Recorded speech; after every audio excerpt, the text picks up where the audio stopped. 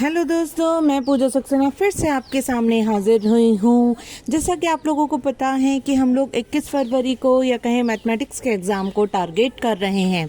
आप लोगों की तरफ से डिमांड आई थी कि मैडम कुछ क्वेश्चंस में हमारे डाउट हैं, उन्हें क्लियर करा दीजिए, क्योंकि वो एग्ज़ाम पॉइंट ऑफ व्यू से इम्पॉर्टेंट भी हैं। तो चलिए हम स्टार्ट करते हैं उन क्वेश्चन को। सिद्ध कीजिए 5 - √3 एक अपरिमेय संख्या है। दोस्तों, ये 2020 में पेपर के कई सेट बनते हैं, उनमें से 2020 के एक पेपर में आया हुआ है कि 5 - √3 एक अपरिमेय संख्या है, इसे सिद्ध कर दीजिए। देखिए, इसको करते कैसे हैं। हमने क्या किया, सिद्ध करना है हमें अपरिमेय संख्या। हमने इसके अपोजिट मान लिया, इसके विपरीत मान लिया कि माना 5 - √3 क्या है, एक परिमेय संख्या है, एक परिमेय संख्या है। परिमेय संख्या क्या होती है? परिमेय संख्या वह होती है जिसको P/Q की फॉर्म में रिप्रेजेंट किया जा सके या P/Q की फॉर्म में लिखा जा सके, जहां नीचे वाला Q 0 ना हो। तो मैंने कहा कि जब ये परिमेय संख्या है तो इसको मैं लिख सकती हूँ 5 - √3 = P/Q। ठीक है।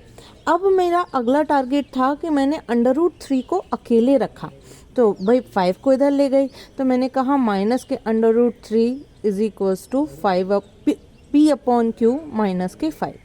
इसे प्लस बनाने के लिए मैंने दोनों पक्षों में माइनस का गुणा कर दिया, तो ये हो गया √3, ये हो गया माइनस के P/Q, ये हो गया प्लस के 5। साइन चेंज हो गए ना यहाँ के माइनस से गुणा करने पर। तो ये हो गया हमारा √3 = 5 माइनस के P/Q।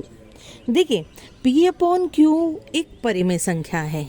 5 में से एक परिमेय संख्या को घटाएंगे तो क्या आना चाहिए? परिमेय संख्या ही आनी चाहिए, क्योंकि परिमेय संख्या में से परिमेय संख्या को जब घटाया जाता है तो परिमेय संख्या ही आती है, ऐसा कि हम लोगों ने 8th क्लास में पढ़ा था। तो 5 को तो हम लिख सकते हैं 5/1, तो 5 क्या हो गए? एक परिमेय संख्या हो गई। तो हम कहेंगे कि भाई 5 में से P/Q को घटाएंगे तो क्या आएगी? परिमेय संख्या। तो मैं क्या कहूँगी? मैं कहूँगी क्योंकि 5 - P/Q एक परिमेय संख्या है।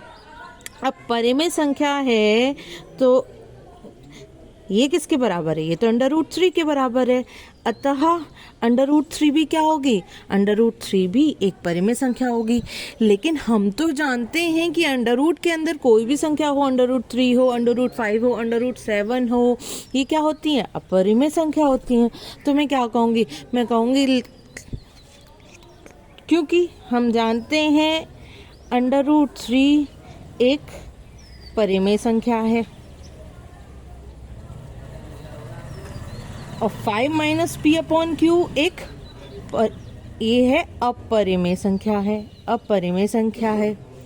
और ये क्या है? ये परिमेय संख्या है और ये दोनों आपस में बराबर हैं। तो मुझे क्या मिल गया? मुझे विरोधाभास मिल गया। अतः हमें विरोधाभास मिलता है।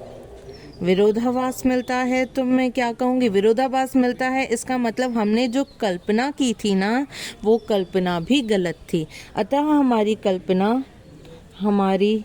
कल्पना कौन सी कल्पना? हमारी ये वाली कल्पना कि 5 - √3 एक परिमेय संख्या है, यह गलत है। परिमेय संख्या है, ये गलत है। अतः हम कह सकते हैं 5 - √3 एक अपरिमेय संख्या है। रिपीट कर देती हूँ, हमने क्या किया दोस्तों? हमने सबसे पहले इसे अपरिमेय संख्या दिखाना था, तो हमने इसके विपरीत कल्पना कर ली कि ये क्या है? एक परिमेय संख्या है। परिमेय संख्या हमने इसे मान लिया P/Q। परिमेय संख्या क्या होती है? परिमेय संख्या होती हैं, इंग्लिश में से कहें तो रेशनल नंबर, P/Q की फॉर्म में होते हैं, जहाँ डिनोमिनेटर यानी हर 0 नहीं होता है, जहाँ Q 0 नहीं होता है। तो अब मैंने क्या किया, इसे परिमेय संख्या मान ली, तो इसे परिमेय संख्या के बराबर रख लिया।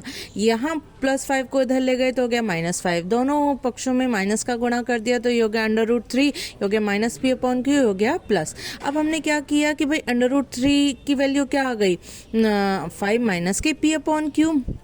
अब हमने कहा कि भाई ये एक परिमेय संख्या है। क्यों? क्योंकि परिमेय संख्या p/q है, 5 भी परिमेय संख्या है। तो 5 में से जब p/q घटाएंगे तो क्या आएगी, परिमेय संख्या में से जब परिमेय संख्या घटाई जाती है तो परिमेय संख्या ही आती है। तो हमने कहा ये एक परिमेय संख्या है।